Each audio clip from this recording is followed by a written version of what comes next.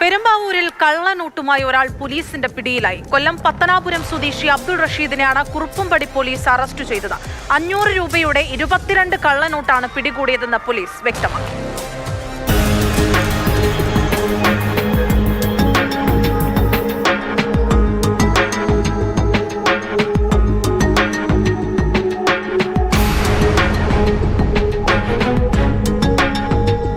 കുറുപ്പുംപടി പയ്യാൽ ജംഗ്ഷനിലാണ് കൊല്ലം സ്വദേശിയായ അബ്ദുൾ റഷീദ് എത്തിയത്. തുടർന്ന് വിവിധ കടകളിൽ കയറിയിറങ്ങി 500 രൂപ നോട്ടുകൾ നൽകി ചെറിയ വിലയുടെ പലവിധ സാധനങ്ങൾ വാങ്ങുകയായിരുന്നു. പന്തികേട് തോന്നിയ നാട്ടുകാർ ഇയാളെ തടഞ്ഞു നിർത്തി. കടകളിൽ നൽകിയത് കള്ളനോട്ടാണെന്ന സംശയത്തെ തുടർന്ന് ഉടൻ പോലീസിലും വിവരമറിയിച്ചു. കുറുപ്പുംപടി പോലീസ് നടത്തിയ പരിശോധനയിൽ അബ്ദുൾ റഷീദിന്റെ പക്കലുള്ളത് കള്ളനോട്ട് തന്നെയാണെന്ന് ബോധ്യമായി.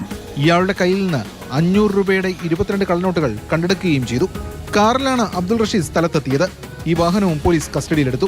കോയമ്പത്തൂരിൽ നിന്നാണ് കള്ളനോട്ടുകൾ ലഭിച്ചതെന്ന് പ്രതി മൊഴി നൽകിയതായാണ് വിവരം. 10,000 രൂപ നൽകി 30,000 രൂപയുടെ കള്ളനോട്ടുകൾ ഇയാൾ സംഘടിപ്പിക്കുകയായിരുന്നെന്നാണ് ബോധ്യമായത്. അബ്ദുൾ റഷീദിനെതിരെ മുൻപും സമാന കേസുകളുള്ളതായി അന്വേഷണ സംഘത്തിന് വ്യക്തമായിട്ടുണ്ട്.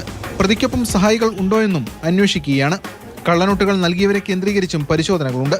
പ്രതിയെ സംഭവസ്ഥലത്തെത്തിച്ച് തെളിവെടുപ്പ് നടത്തി.